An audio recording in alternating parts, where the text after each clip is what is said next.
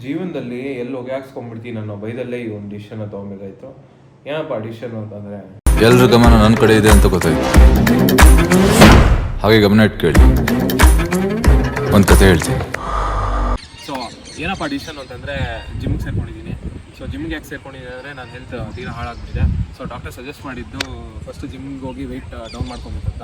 So ನನ್ನ weight ಹಿಂಗಿರಲಿಲ್ಲ, like ನನ್ನ body ಹಿಂಗಿರಲಿಲ್ಲ. ಹಳೆ ಫೋಟೋಂದು ಹಾಕ್ತೀನಿ ನೋಡಿ ಹಿಂಗಿತ್ತು ಅಂತ. ಸೊ ಹಂಗಿತ್ತು. ಬಟ್ ಈಗ ಈ ಲೈಫ್ ಸ್ಟೈಲಿಂದ ಹಿಂಗೆ ಆಗ್ಬಿಟ್ಟಿದೆ. ಸೊ ಈ ಲೈಫ್ ಸ್ಟೈಲ್ನ ಹೆಂಗೆ ಚೇಂಜ್ ಮಾಡ್ಕೊತೀನಿ, ಹೆಂಗೆ ನನ್ನ ಹೆಲ್ತ್ ಇಶ್ಯೂನ ಸರಿ ಮಾಡ್ಕೊತೀನಿ ಅನ್ನೋದೇ ಈ ಸೀರೀಸ್ ಮುಖಾಂತರ ತೋರಿಸೋಣ ಅಂತಿದ್ದೀನಿ. ಸೊ ಏನೋ ಹೆಲ್ತ್ ಇಶ್ಯೂ ಯಾಕೆ ಬಂತು, ಸೊ ಅದನ್ನ ಹೆಂಗೆ ಸರಿ ಮಾಡ್ಕೊಳ್ಳೋದು ಅಂತ ಮುಂದೆ ತೋರಿಸ್ತೀನಿ ವೀಡಿಯೋಲಿ. ಸ್ಟೇಟ್ ಉಂಟು. ಸೊ ಏನಪ್ಪ ಹೆಲ್ತ್ ಇಶ್ಯೂ ಅಂತಂದರೆ GERD ಅಂದ್ಬಿಟ್ಟು gastro oesophageal reflux disease. So simple ಆಗಿ ಹೇಳ್ತೀನಿ ಕೇಳಿಸ್ಕೊಳ್ಳಿ. ಏನಂತಂದರೆ ಹೊಟ್ಟೆಯಲ್ಲಿ ಆ್ಯಸಿಡ್ ಇರುತ್ತೆ, ಅದು ಮೇಲೆ ಪುಷ್ ಆಗಲ್ಲ. ಸೊ ಅದು ಹೊಟ್ಟೆಯಲ್ಲೇ ಇರುತ್ತೆ. ಸೊ ಈ ಒಂದು ಕೇಸಲ್ಲಿ ಏನಾಗುತ್ತೆ, ನನ್ನ ಕೇಸಲ್ಲಿ ಆ್ಯಸಿಡ್ ಮೇಲೆ ಪುಷ್ ಆಗ್ತಾ ಇರುತ್ತೆ. ಸೊ ಈಸೋಫೇಗಸ್ ಏನಿರುತ್ತೆ ಅದನ್ನು ಗಾಯ ಮಾಡ್ತಾ ಇರುತ್ತೆ ಈ ಆ್ಯಸಿಡು. ಸೊ ಇದು ಯಾಕಾಗುತ್ತೆ ಅಂತಂದರೆ, ಜಾಸ್ತಿ ಔಟ್ಸೈಡ್ ಫುಡ್ ತಿನ್ನೋದ್ರಿಂದ, ಫ್ರೈಡ್ ಫುಡ್ ತಿನ್ನೋದ್ರಿಂದ, ಆಮೇಲೆ ಮಸಾಲ ಕಂಟೆಂಟ್ ಜಾಸ್ತಿ ಸ್ಪೈಸಿ ಫುಡ್ ತಿನ್ನೋದ್ರಿಂದ, ಮತ್ತು ಜಾಸ್ತಿ ಹೊಟ್ಟೆ ತುಂಬೋದಕ್ಕಿಂತ ಜಾಸ್ತಿ ಲೈಕ್ ಓವರ್ ಈಟಿಂಗ್ ಅಂತಾರಲ್ಲ, ಸೊ ಓವರ್ ಈಟಿಂಗ್ ಮಾಡಿದಾಗ ಈ ಒಂದು ಇಶ್ಯೂಸ್ ಆಗುತ್ತೆ. ಸೊ ಇದನ್ನು ಕಂಟ್ರೋಲ್ ಮಾಡೋದು ಹೆಂಗೆ ಅಂತಂದರೆ, ಇದನ್ನು ಸರಿ ಮಾಡ್ಕೊಳ್ಳೋದು ಹೆಂಗೆ ಅಂತಂದರೆ, ಡಾಕ್ಟರ್ ನನಗೆ ಕೊಟ್ಟಿದ್ದ ಆಪ್ಷನ್ ಬಂದುಬಿಟ್ಟು ಒಂದು ಟ್ಯಾಬ್ಲೆಟ್ಸ್ ಇದೆ. ಟ್ಯಾಬ್ಲೆಟ್ಸ್ ಆಗಿಲ್ಲ ಅಂತಂದರೆ ಮುಂದಕ್ಕೆ ಸರ್ಜರಿಗೆ ಹೋಗೋಣ ಅಂತ ಹೇಳಿದ್ರು.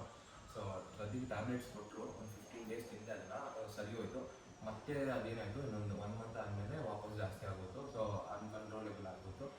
ಮತ್ತೆ ನಾನು ಅದೇ ಟ್ಯಾಬ್ಲೆಟ್ಸ್ನ ವಿತೌಟ್ ಎನಿ ಕನ್ಸಲ್ಟೇಷನ್ ತೊಗೊಂಡೆ. ಹಂಗೆ ಮತ್ತೆ ಡೌನ್ ಆಯಿತು. ಬಟ್ ಲೇಟರ್ ಮತ್ತೆ ಇನ್ನೊಂದು 10 ಡೇಸ್ ಆದಮೇಲೆ ಮತ್ತೆ ಸ್ಟಾರ್ಟ್ ಆಯ್ತದು. ಮತ್ತೆ ಇವಾಗ ಟ್ಯಾಬ್ಲೆಟ್ಸ್ ತೊಗೊಳ್ತಾ ಇದ್ದೀನಿ. ಹಂಗೆ ಇನ್ನೊಂದು ಏನಂದರೆ, ಟ್ಯಾಬ್ಲೆಟ್ಸ್ ತೊಗೊಂಡ್ರೆ ಮಾತ್ರ ಸಾಕಾಗಲ್ಲ. ಸೊ ವರ್ಕೌಟ್ ಕೂಡ ಮಾಡಬೇಕು. ಸೊ ಬಾಡಿ ವೆಯ್ಟ್ನ ಡೌನ್ ಮಾಡ್ಕೋಬೇಕು ಅಂತ ಹೇಳಿದ್ರು. ಇದೆಲ್ಲ ಮಾಡ್ಕೊಳಕ್ಕಾಗಿಲ್ಲ ಅಂತಂದರೆ ಫೈನಲ್ ಆಪ್ಷನ್ ಇಸ್ ಸರ್ಜರಿ ಮಾಡಬೇಕು ಅಂತ ಹೇಳಿದ್ರು. ಸರ್ಜರಿ ಮಾಡಿದಾಗ ಏನು ಮಾಡ್ತಾರೆ ಅಂದರೆ, ಇಲ್ಲಿ ಈಸೋಫೇಗಸ್ ಇರುತ್ತಲ್ಲ ಅದನ್ನ ಸ್ವಲ್ಪ ಟೈಟ್ ಮಾಡ್ತಾರೆ. ಕಟ್ ಹಾಕ್ಬಿಟ್ಟು ಸ್ವಲ್ಪ ಚಿಕ್ಕದು ಮಾಡ್ತಾರೆ. ಸೊ ಆ್ಯಸಿಡ್ ಮೇಲೆ ಬರ್ದಿರ ಇರಲಿ ಅಂತ. ಸೊ ನಾನು ಇವಾಗ ಸದ್ಯಕ್ಕೆ ಜಿಮ್ ಸೇರ್ಕೊಂಡಿದ್ದೀನಿ.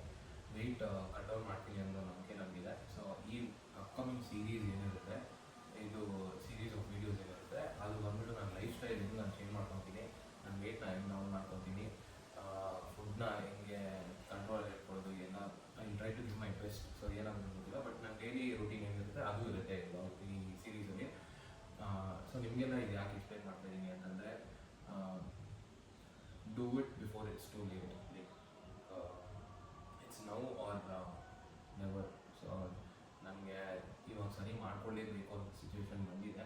ಅದಕ್ಕೆ ಮಾಡ್ಕೊಳ್ಳೇಬೇಕು. ಇಲ್ಲ ಅಂದರೆ ಮತ್ತೆ ಸರ್ಜರಿ ಅದು ಇದು ಅಂತ ಅದು ತುಂಬ ದೊಡ್ಡ ತಲೆನೋವು ಪ್ರೋಸೆಸ್ಸು. ಅದನ್ನು ಯೋಚನೆ ಮಾಡಿದ್ರೆ ತುಂಬ ದೊಡ್ಡ ಇದಾಗಿರುತ್ತೆ ಅದು. ಸೊ ಇದನ್ನೆಲ್ಲ ಯಾಕೆ ಹೇಳ್ತಾ ಇದ್ದೀನಿ ಅಂತಂದರೆ, ನೀವು ತುಂಬ ಔಟ್ಸೈಡ್ ಫುಡ್ ತಿನ್ನೋಗಿದ್ರೆ, ಮತ್ತು ಈ ಜಾಸ್ತಿ ಸ್ಪೈಸಿ ಫುಡ್ನ ಇಷ್ಟಪಡೋರಾದರೆ, ಈ ಮಸಾಲ ಫುಡ್ಸು, ಬಿರಿಯಾನೀಸು, ಟೇಸ್ಟಿ ಫುಡ್ಸು, ಇದನ್ನೆಲ್ಲ ಮತ್ತು ಓವರ್ ಈಟಿಂಗ್ ಮಾಡೋರಾದರೆ ಇದನ್ನು ಇವಾಗಿಂದಲೇ ಕಂಟ್ರೋಲಿಗೆ ತರಲಿ. ಇಲ್ಲಾಂದರೆ ನಂತರ ಒಂದು ಸಿಚುವೇಶನ್ ಬರುತ್ತೆ. ಇವಾಗ ನಿಮ್ಗೆ ಆಚೆಯಿಂದ ಕಾಣಿಸೋಷ್ಟು ಲೈಕ್ ಯಾರಿಗೂ ಗೊತ್ತಾಗಲ್ಲ ಇದು ಎಷ್ಟು ವರ್ಸ್ ಆಗಿದೆ ಅಂತ. ಸೊ ಅದನ್ನು ಫೇಸ್ ಮಾಡ್ತಾ ಇರೋ ನನಗೆ ಮಾತ್ರ ಗೊತ್ತೋದು ಎಷ್ಟು ವರ್ಸ್ ಆಗಿದೆ ಅಂತ. ಯಾರು ಎಷ್ಟು ಎಕ್ಸ್ಪ್ಲೇನ್ ಮಾಡಿದ್ರು ಏನೂ ಅರ್ಥ ಆಗಲ್ಲ, ಯಾರಿಗೂ ಅರ್ಥ ಆಗಲ್ಲ ಅದು. ಸೊ ಇವಾಗ ನಾನು ಯೂಸ್ ಮಾಡ್ತಾ ಇರೋ ಪಿಲ್ಲೋ ಕೂಡ ನಾರ್ಮಲ್ ಸ್ಕ್ವೇರಲ್ಲಿಲ್ಲ, ಸ್ಕ್ವೇರ್ ರೆಕ್ಟಾಂಗಲ್ ಶೇಪಲ್ಲಿಲ್ಲ, ಒಂದು ಟ್ರಯಾಂಗಲ್ ಶೇಪಲ್ಲಿರುತ್ತೆ. ಇದೇನಂತಂದರೆ ಸ್ವಲ್ಪ ಆ್ಯಸಿಡ್ನ ಆ್ಯಸಿಡ್ ಮೇಲೆ ಬರೋದನ್ನ ಕಮ್ಮಿ ಮಾಡೋಕ್ಕೆ ಆ ಪಿಲ್ಲೋ ಯೂಸ್ ಮಾಡ್ತಿದ್ದೀನಿ. ಸೊ ಇನ್ನೂ ತೋರಿಸ್ತೀನಿ, ಇನ್ನೂ ಸ್ವಲ್ಪ ಡೀಟೇಲಾಗಿ ಹೋಗ್ತೀನಿ ಅಪ್ಕಮಿಂಗ್ ವೀಡಿಯೋಸಲ್ಲಿ. So till then stay tuned.